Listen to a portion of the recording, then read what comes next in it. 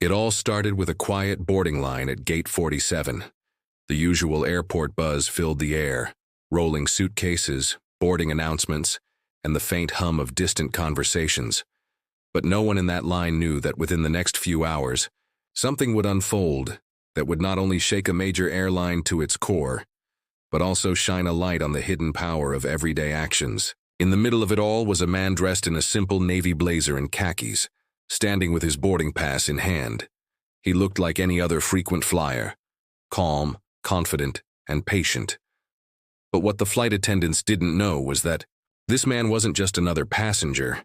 He was the CEO of a global tech company, one of the youngest, most brilliant black executives in the country. His name was Marcus Holt. Marcus wasn't flashy. He didn't wear designer suits or move with an entourage. That day, he chose to fly under the radar, literally. He had a first-class ticket, not because he needed luxury, but because he was headed to New York for a last-minute emergency meeting with investors. It was the kind of meeting that could shift hundreds of millions of dollars overnight. Time mattered. So did peace of mind. What he didn't expect was to be questioned, doubted, and, without warning, moved from his seat up front to the back of the plane, in economy.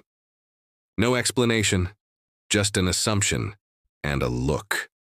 A look that said, "Are you sure you're supposed to be here?"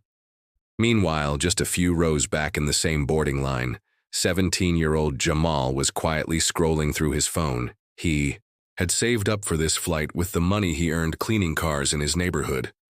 He was heading to Atlanta for a college prep event, his first real chance to get noticed by scholarship programs. He wasn't nervous about flying.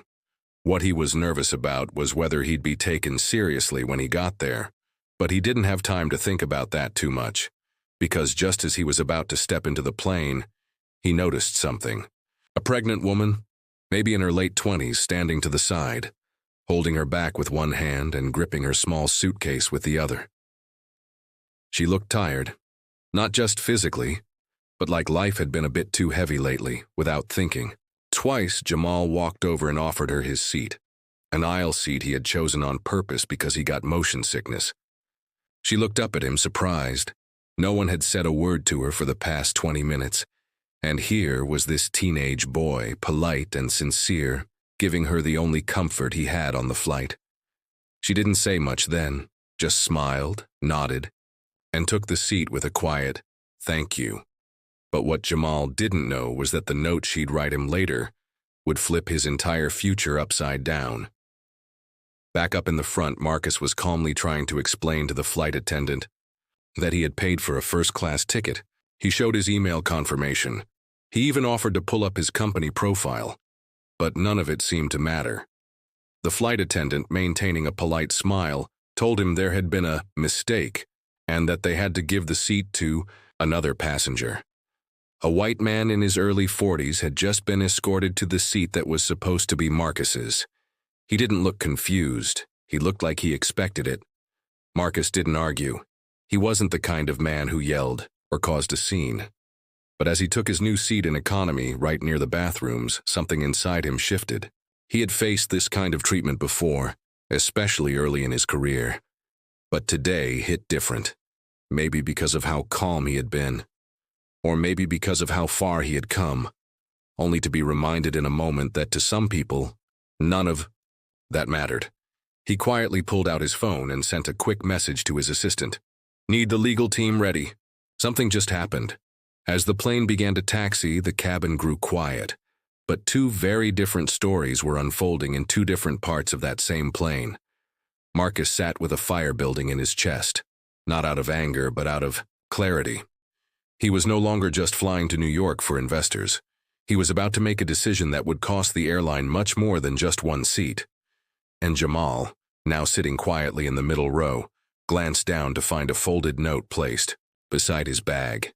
He hadn't noticed it before. It was from the pregnant woman, and what was written inside would leave him speechless.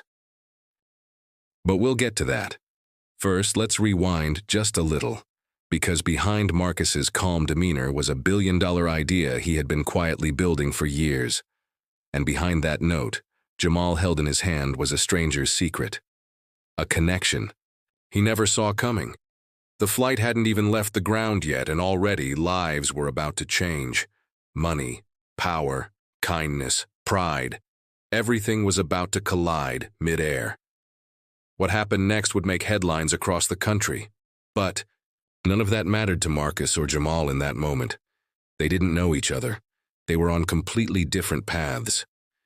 But this flight, this one seemingly ordinary flight, would tie their stories together in a way that neither of them could have predicted. And when the world found out what really happened during those few hours in the sky, it wouldn't just be the airline apologizing. The plane had just taken off. Seatbelt signs were on. Flight attendants moved through the aisle, offering drinks and cold smiles. Marcus stared out the window, replaying the moment he was moved like it was a scene from a movie. He couldn't pause. Jamal slowly unfolded the note, his hands shaking just a little. That was the moment everything started to shift, and neither of them had any idea what was coming next. Marcus didn't usually dwell on things. He was a fixer, a problem solver, someone who knew how to let the small stuff roll off his back. But this wasn't small. Not today. Not after everything he had built, everything he had earned. His success didn't come easy. It wasn't handed to him through old family connections or Ivy League legacies. It came from long nights, endless rejections, and an unshakable belief that if he just kept pushing, he could build something that mattered. And he had. The tech company he founded from his small apartment was now valued at nearly $1 billion. He had just closed a deal with a major cybersecurity firm. And the meeting he was headed to in New York? It wasn't just about money. It was about changing the future of how people protect their data. He needed to be sharp, focused, not sitting in the back of a plane, fuming in silence because someone saw the color of his skin before they saw his name on the boarding pass. He glanced around. The man in the seat that was supposed to be his was sipping champagne and already half reclined. The same flight attendant who had mistakenly downgraded Marcus now hovered nearby, laughing at something he'd said. It wasn't just the seat. It was the way she never even questioned whether Marcus belonged there. The quiet certainty in her voice when she told him he'd need to move. No apology, no second glance, just assumption. Meanwhile, a few rows behind, Jamal held the note. In his lap, still unopened. His fingers hesitated at the crease. The paper felt light, but his heart wasn't. He kept glancing at the woman who had written it. She had fallen asleep, one hand gently resting on her belly. Her breathing was slow, peaceful. He looked down at the note again. Then he opened it. The handwriting was neat, careful. It looked like it belonged to someone who took their time with things, but the words inside hit fast. You didn't have to give up your seat, but you did. No one saw it, but I did. Thank you. You remind me of someone I once loved very much. If you're ever in need, really in need, call this number. No questions, just say your name. At the bottom, a phone number. No name. No other message. Jamal stared at it, confused. Who writes something like that to a stranger? He didn't even know her name. And what did she mean? Someone I once loved. He folded the note back and slipped it into the pocket of his hoodie. His mind raced with 1,000 questions. He wasn't used to things like this. People didn't usually write him notes. They didn't offer him chances or hand him lifelines. He had to earn everything, sometimes twice. And even then, it still wasn't enough. His mother had raised him to be respectful, to do the right thing even when no one was watching. That's why he gave up his seat. Not for praise, not for some mysterious note, just because it felt right. But now the plane felt smaller, the air tighter, like something bigger was quietly starting. Back in row 24, Marcus pulled out his laptop and opened the presentation for the investors. But the words blurred. He couldn't focus. His mind was still stuck on the flight attendant's expression, the fake smile, the way she didn't flinch when he questioned her. He had seen that look before, a look that wasn't about policy, it was about power, about deciding who belongs and who doesn't. And Marcus had had enough. He opened another window on his laptop and typed out a message to his legal team. Document everything. I want timestamps, receipts, gate footage if we can get it. I want to know who's on the manifest and who took my seat. We're not letting this slide." He paused, then added one more line. "Also loop in PR." This wasn't just personal anymore. It was systemic. And Marcus knew how to fight systems. He had built his career on breaking through barriers. Now he was about to expose one. At the same time, the woman who had taken Jamal's seat stirred. "Wake." She glanced around, then caught Jamal's eye. She smiled, faint, tired, then mouthed the words, "Thank you." Jamal nodded, still unsure how to respond. He couldn't stop thinking about the number in that note. Who was she? And what kind of help did she mean? He didn't notice it then, but a man in a dark business suit a few rows ahead had been watching the entire exchange. He had boarded late, taken a seat quietly near the front of economy, but his eyes kept drifting back toward Jamal. He didn't speak, didn't move, just watched. Like he recognized something. Or someone. By the time the plane reached cruising altitude, the cabin lights dimmed and the hush of the engine settled in. But for Marcus and Jamal, there was no quiet, just questions, and something neither of them could quite name yet. An undercurrent, a pull, as if the flight itself was setting something in motion neither of them could escape. Marcus looked down at his watch. 4 hours to New York. 4 hours until he'd walk into a boardroom full of decision-makers who still questioned him, even with his resume in front of them. But now, he wasn't just walking in as a CEO, he was walking in as a man with a story that could sink an airline. If he wanted to use it. Jamal stared out the window into the dark sky, the clouds rolling past like quiet ghosts. He thought about his mom, about the long nights she worked at the hospital just to keep food on the table. He thought about the school counselor who said he wasn't college material. He thought about the way the woman had smiled at him, and he wondered, what if this note, this number, what if it changed something? He didn't know it yet. But that one small act of kindness, offering up his seat without expecting anything, was already sending ripples through lives he hadn't even met. And someone else, far beyond the cabin of that plane, was already watching those ripples spread. The next hour passed in slow motion. The cabin buzzed with soft conversations and the occasional ding of a call light. But beneath the surface, something heavier stirred. Marcus sat still, but his thoughts raced. He had faced boardrooms tougher than this, competitors who tried to sink his company, press campaigns designed to twist his words. But none of those moments had stung quite like this one. Being moved, dismissed, and disrespected, not for what he did, but for who he was. For how he looked. And the worst part? It had been so casual, so routine. Across the aisle, a woman in a gray pantsuit glanced over at Marcus, then quickly looked away. She had seen what happened at boarding. She hadn't said a word. She hadn't been surprised. But now, something about his quiet composure unsettled her. It was like watching someone build a storm from silence. Back in economy, Jamal still hadn't told anyone about the note. He kept his eyes on his phone, but his thoughts were tangled. Every so often, he reached into his hoodie pocket just to feel the folded paper was still there. He didn't know whether to call the number. He didn't even know what he would say. And something about the woman's face, something in her eyes, made him feel like the note wasn't just about help. It was about something deeper, like she was passing him a piece of her own unfinished story. The man who had been watching Jamal earlier was now flipping through a folder on his lap. Inside were headshots, handwritten notes, and one profile circled in red.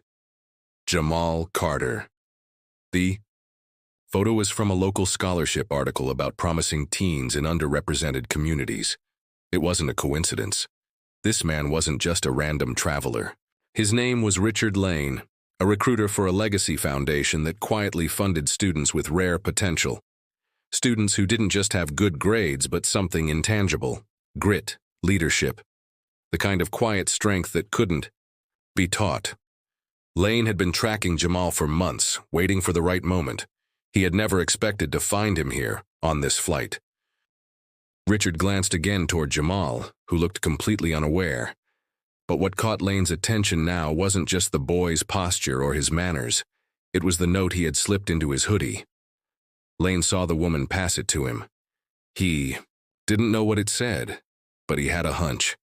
And in his line of work, hunches often turned into million-dollar decisions.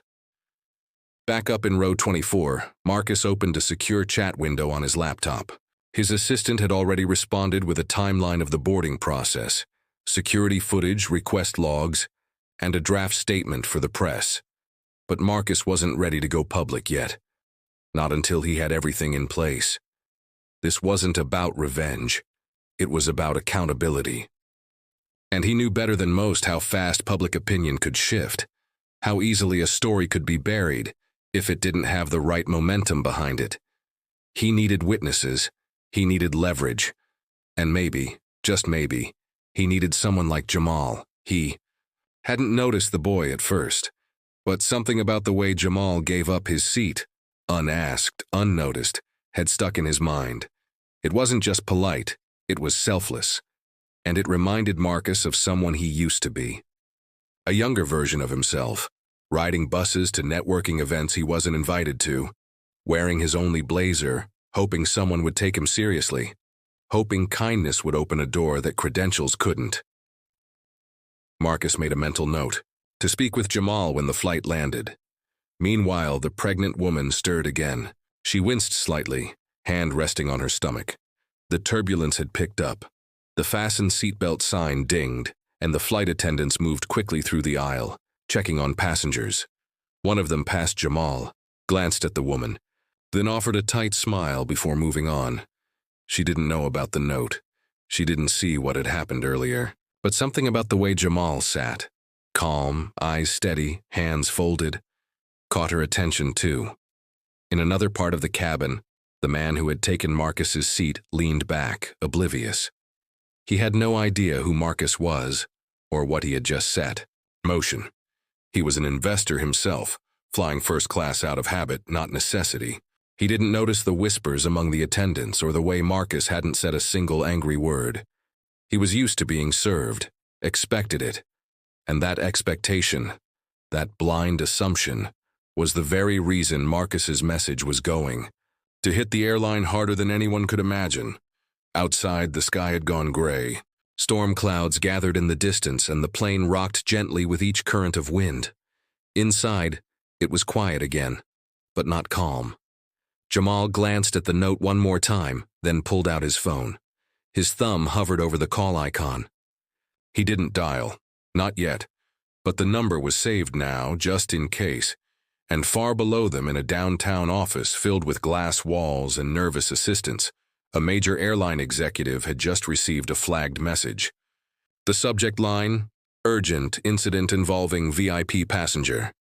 The body of the email was short, but the name at the top stopped him cold. Marcus Holt.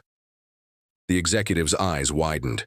He remembered the last conversation they'd had just 3 weeks ago.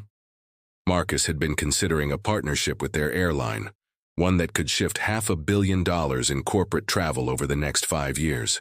A partnership the airline desperately needed. And now, this. The executive quickly picked up the phone, barking orders to his assistant. "Get me everything. Passenger list, staff reports. I want to know exactly what happened on that plane." But it was already too late. Because stories like these don't stay quiet for long. They live in whispers first, then in texts, then on the feeds of millions. And what none of them knew, neither Marcus nor Jamal, nor the woman who'd handed over, the note was that someone had filmed the boarding incident. Just a short clip, but enough to see Marcus being moved, enough to hear the polite tone and the coldness behind it, enough to raise questions, and that video was already spreading, but they were still in the air, still suspended in a space where nothing had quite landed yet. And when the wheels finally touched down, so would the truth, but not all of it. Not yet.